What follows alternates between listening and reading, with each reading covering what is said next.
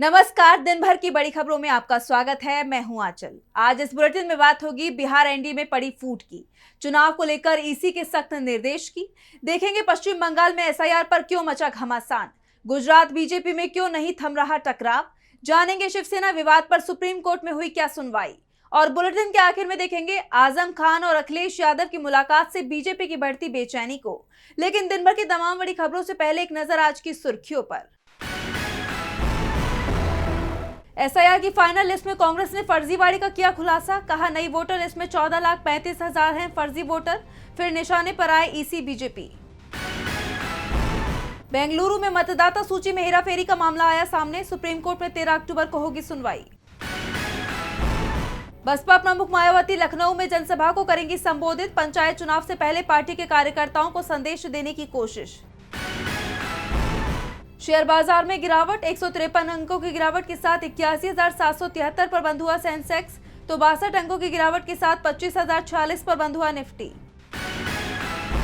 ये तो थी सुर्खियां। अब बात आज की सबसे बड़ी खबर की। बिहार विधानसभा चुनाव के ऐलान के बाद एनडीए में फूट पड़ गई है। पूरा का पूरा एनडीए ही बिखरता दिखाई दे रहा है।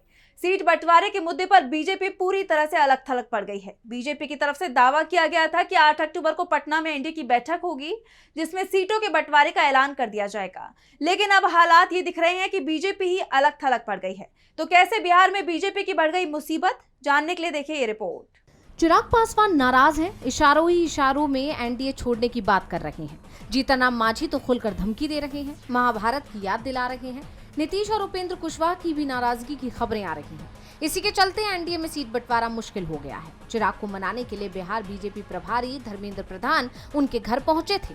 45 मिनट तक चर्चा भी हुई, लेकिन चिराग अपनी डिमांड पर अड़े रहे। वो 45 सीटों पर दावेदारी कर रहे हैं और अब खबर यहां तक आ रही है कि उन्होंने बीजेपी हाईकमान से साफ कह दिया है कि आगे की बात वो शाह या नड्डा से करेंगे, प्रधान से कोई बात नहीं करेंगे। एलजेपीआर की तरफ से तो यहाँ तक कहा जाने लगा है कि जरूरत पड़ती है तो पार्टी प्रशांत किशोर की पार्टी जनसुराज के साथ गठबंधन कर सकती है। तो दूसरी तरफ जीतनराम मांझी ने भी कह दिया है कि उन्हें 15 सीटें चाहिए। एक्स पर पोस्ट करते हुए मांझी ने महाभारत का जिक्र कर दिया। उन्होंने कहा, हो न्याय अगर तो आधा दो, यदि उसमें भी कोई बाधा हो तो दे दो केवल 15 ग्राम, रखो अपनी धरती तमाम, हम वही खुशी से खाएंगे, परिजन पे असीना उठाएंगे। मांझी ने 15 सीटों की डिमांड करते हुए बीजेपी को चेतावनी भी दे दी है। तो वहीं उपेंद्र कुशवाहा भी अपने दल आरएलएम के लिए 15 सीटों की दावेदारी कर रहे हैं, जबकि जेडीयू का कहना साफ है कि जितनी सीट बीजेपी लड़ेगी उससे कम 1 सीट ज्यादा जेडीयू को चाहिए। अब बीजेपी के लिए अपने सभी सहयोगियों को मनाना मुश्किल होता दिख रहा है। खासतौर पर चिराग और मांझी ने तो जिस तरह के तेवर अपना लिए हैं, उसने मोदी सरकार की भी नींद उड़ा दी है। बिहार चुनाव से पहले एनडीए टूटता दिखाई दे रहा है, तो चुनाव को लेकर चुनाव आयोग की तरफ से सख्त निर्देश जारी किए गए हैं। आयोग ने साफ कह दिया है कि बिहार के अंदर अब कोई भी मंत्री सरकारी सुविधाओं का इस्तेमाल ना करे।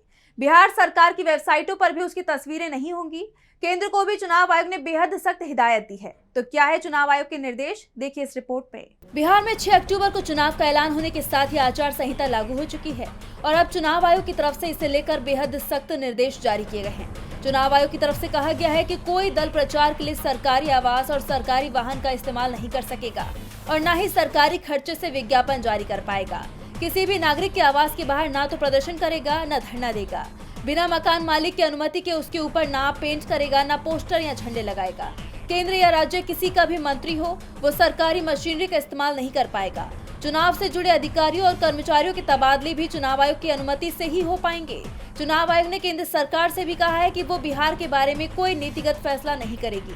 चुनाव आयोग की तरफ से कहा जा रहा है कि सभी सियासी दलों को बराबरी का मौका दिया जाएगा, लेकिन सवाल ये उठ रहे हैं कि चुनाव आयोग जो दावे कर रहा है, क्या हकीकत में वैसा होगा?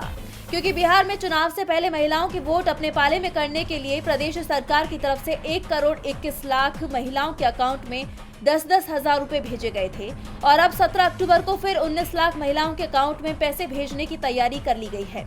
जेडीयू का कहना है कि योजना पहले से ही चल रही है, लेकिन ये योजना चुनाव के ऐलान से 10 दिन पहले ही लाई गई थी। ऐसे में सवाल चुनाव आयोग पर उठ रहे हैं कि डायरेक्ट कैश देकर वोटरों को प्रभावित करने की इस योजना पर क्या वो ब्रेक लगा पाएगा। बिहार चुनाव को लेकर चुनाव आयोग पर सवाल खड़े हो रहे हैं, तो सवाल उसके पश्चिम बंगाल में उठाए जा रहे कदमों को लेकर भी उठ रहे हैं। चुनाव आयोग की टीम पश्चिम बंगाल दौरे पर पहुंची। टीम 2 दिनों तक डेरा डालकर एसआईआर की तैयारी का जायजा लेगी।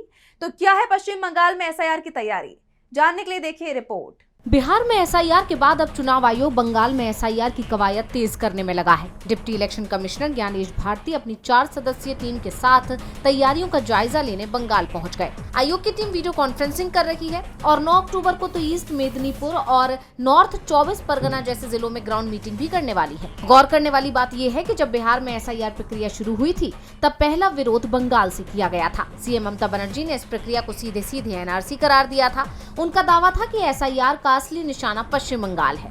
बीजेपी चाहती है कि बंगाल के लोगों को बांग्लादेशी बताकर वोटर लिस्ट से नाम कटवाए जाएं और वोट काटा जाए। अब यहाँ ममता बनर्जी की बात सच होती हुई दिखाई दे रही है, क्योंकि जैसा कि आप जानते हैं अगले साल 5 राज्यों में चुनाव होने हैं, लेकिन एसआईआर की इतनी तेज कवायद सिर्फ बंगाल में ही दिख रही है।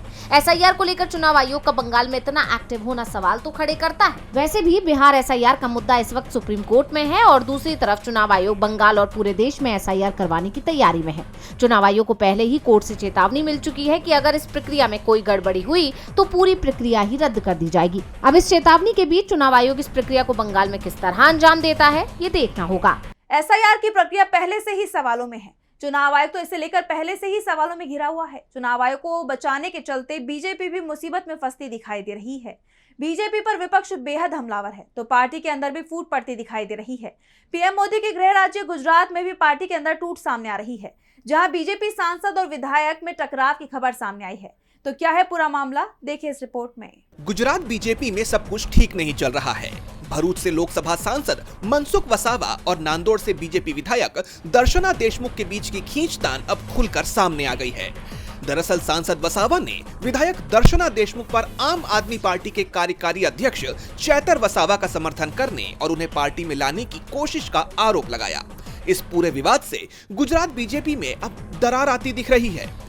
ये पूरा मामला तब शुरू हुआ जब आप नेता चैतर वसावा ने नर्मदा जिले के जुनाराज गांव में 14 किलोमीटर लंबी सड़क की तत्काल मरम्मत की मांग को लेकर पदयात्रा की। मनसुख वसावा ने इस पर प्रतिक्रिया देते हुए चैतर पर नाटक करने का आरोप लगाया और साथ ही पार्टी विधायक दर्शना देशमुख को इस मुद्दे में घसीट लिया। एक प्रेस कॉन्फ्रेंस में मनसुख वसावा ने दर्शना देशमुख पर सीधा हमला बोलते हुए आरोप लगाया कि दर्शना बेन चैतर को बचाने की कोशिश कर रही हैं और उनका समर्थन जारी रखे हुए है। वो उन्हें बीजेपी में शामिल कराना चाहती हैं, जिससे पार्टी को ही नुकसान होगा। वो लोगों को बता रही हैं कि मनसुख वसावा ने चैतर को फंसाया है और उन्हें जेल भेजा है।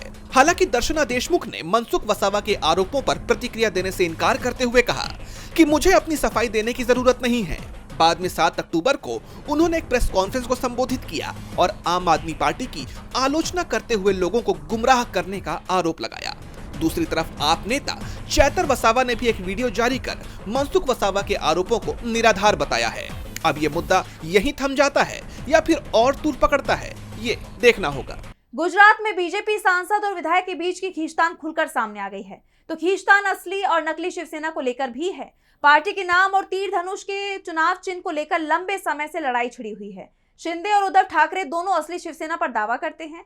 इसी को लेकर चुनाव आयोग के फैसले के खिलाफ उद्धव ठाकरे की याचिका पर सुनवाई हुई। तो क्या कुछ हुआ सुनवाई के दौरान, जानने के लिए देखिए रिपोर्ट। शिवसेना के नाम और चुनाव चिन्ह पर अधिकार को लेकर चल रहे विवाद पर सुप्रीम कोर्ट में सुनवाई हुई। उद्धव ठाकरे की तरफ से पेश हुए सीनियर वकील कपिल सिब्बल ने अदालत से मामले की जल्द सुनवाई की मांग की। उन्होंने तर्क दिया कि जनवरी में स्थानीय निकाय चुनाव होने वाले हैं और इसलिए चुनाव से पहले पार्टी के नाम और निशान पर फैसला होना जरूरी है। उन्होंने बताया कि इस विवाद को कई महीने बीत चुके हैं और अनिश्चितता बनी हुई है।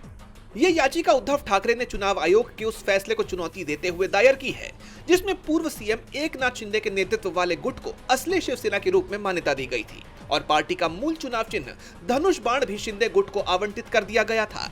उद्धव गुट का दावा है कि चुनाव आयोग ने यह फैसला सुनाकर गलती की है। सुप्रीम कोर्ट ने इस मामले में पहले ही शिंदे गुट को नोटिस जारी कर दिया है। अब इन सब के बीच सुप्रीम कोर्ट ने 12 नवंबर की सुनवाई तय की है। जस्टिस सूर्यकांत ने सुनवाई के दौरान संकेत दिया कि अगर जरूरत पड़ी तो 13 नवंबर को भी सुनवाई जारी रह सकती है। अब इन सब के बीच पूरे देश की निगाहें 12 नवंबर को होने वाली सुनवाई पर टिकी हैं। असली और नकली शिवसेना का विवाद खत्म होने का नाम ही नहीं ले रहा। तो सीजेआई बीआर गवई पर जूता फेंके जाने का मामला भी थमता नहीं दिख रहा। इस मुद्दे पर बेशक सीजेआई ने आरोपी वकील पर कार्रवाई करने से मना कर दिया हो, लेकिन इस घटना की निंदा हर तरफ हो रही है। इस बीच सीजेआई की मां और बहन कीर्ति का बयान आया है। साथ ही खरगे ने भी इस पर प्रतिक्रिया दी है। तो क्या कुछ कहा उन्होंने, देखिए इस रिपोर्ट में। सुप्रीम कोर्ट में एक मामले की सुनवाई के दौरान सीजेआई बीआर गवई पर जूता फेंका गया। इस घटना की पीएम मोदी से लेकर नेता प्रतिपक्ष राहुल गांधी तक सभी ने जमकर आलोचना की। वहीं अब इस मुद्दे पर सीजेआई की मां कमलताई और बहन कीर्ति गवई का बयान भी सामने आया है। उन्होंने इस हमले की आलोचना करते हुए इसे संविधान पर हमला करार दिया। कल जो सुप्रीम कोर्ट में Chief Justice of India Bhushan ji Gavai पर एक अटैक हुआ है, एक हमला हुआ है, ये जो हमला हुआ है ये पर्सनल लेवल पे डेफिनेटली नहीं है। ये जो हमला है हमारे संविधान, हमारे कॉन्स्टिट्यूशन का हमला है। इतना ही नहीं, सीजेआई गवई की बहन कीर्ति गवई और उनकी मां कमलताई गवई का कहना है कि इस तरह की घटनाओं को रोकना चाहिए, वरना भविष्य में आने वाली पीढ़ियां कभी माफ नहीं करेंगी। सीजेआई गवई की मां कमल गवई ने कहा, लोगों को संविधान पर ध्यान देना चाहिए और इसके पीछे के मुख्य सिद्धांतों को अपनाना चाहिए। भारतीय संविधान सभी को बराबरी का अधिकार देता है, लेकिन कुछ लोग कानून को अपने हाथ में ले लेते हैं। मैं सभी से अपील करूंगी कि संविधान के दायरे में रहकर अपने सवाल पूछें। वहीं अब कांग्रेस अध्यक्ष मल्लिकार्जुन खड़गे का भी बयान आया है। खड़गे ने कहा, लोग अभी भी मनुस्मृति और सनातन धर्म के नाम से ये जो लोगों का बुनियादी हकूक हरण हो रहे हैं, ऐसे लोगों को जरूर शिक्षा होना चाहिए। सीजेआई पर हमले के मामले में अब आगे क्या होता है ये देखना होगा। और बुलेटिन के आखिर में बात आजम खान और अखिलेश की मुलाकात से बीजेपी की बढ़ती बेचैनी की। 23 सितंबर को जेल से रिहा होने के बाद आजम खान की अखिलेश यादव से मुलाकात को लेकर अटकलें थी और अब आखिरकार दोनों नेताओं के बीच मुलाकात हो गई है। इस मुलाकात से अब राज्य की सियासत गर्मा गई है। तो कैसी रही ये मुलाकात, जानेंगे इस रिपोर्ट में। जेल से रिहाई के बाद आजम खान की सपा प्रमुख अखिलेश यादव से पहली मुलाकात हुई। इस मुलाकात ने उत्तर प्रदेश की राजनीति में हलचल मचा दी है। आजम खान से मिलने अखिलेश यादव लखनऊ से निजी विमान से बरेली पहुंचे और फिर हेलीकॉप्टर से सीधे आजम खान की जौहर यूनिवर्सिटी गए। आजम खान ने खुद अखिलेश को रिसीव किया और दोनों नेता एक ही कार में उनके आवास के लिए रवाना हुए। इस मुलाकात की सबसे अहम बात ये थी कि जिस कमरे में बातचीत हुई वहां बस अखिलेश और आजम खान ही मौजूद थे। आजम की पत्नी तंजीम फातिमा और बेटे अब्दुल्ला आजम भी इस दौरान कमरे से बाहर रहे। मुलाकात के बाद अखिलेश यादव ने एक्स पर इस मुलाकात की फोटो पोस्ट की और लिखा कि क्या कहे भला उस मुलाकात की दास्तां जहां बस जज्बातों ने खामोशी से बात की। मुलाकात के बाद अखिलेश ने मीडिया से बात कर आजम खान को पार्टी का दरख्त बताया है। उन्होंने कहा, आजम खान साहब वो बहुत पुराने नेता हैं। पुराने नेताओं की बात ही कुछ और है, पुराने लोगों की बात ही कुछ और होती है। ये हमारी पार्टी के दरख्त हैं। ये मुलाकात ऐसे समय में हुई है जब आजम खान ने एक दिन पहले ही स्पष्ट कर दिया था कि वो सिर्फ अखिलेश यादव से ही मिलेंगे। जैसा कि आप जानते हैं कि आजम खान 23 सितंबर को जेल से रिहा हुए थे और तब से ही अखिलेश यादव और उनकी मुलाकात को लेकर अटकलें लगाई जा रही थी। और अब इस मुलाकात के बाद राज्य की सियासत में तमाम तरह की चर्चाएं तेज हो गई हैं। तो आज इस बुलेटिन में बस इतना ही। आप देखते रहिए डीवी लाइव। नमस्कार।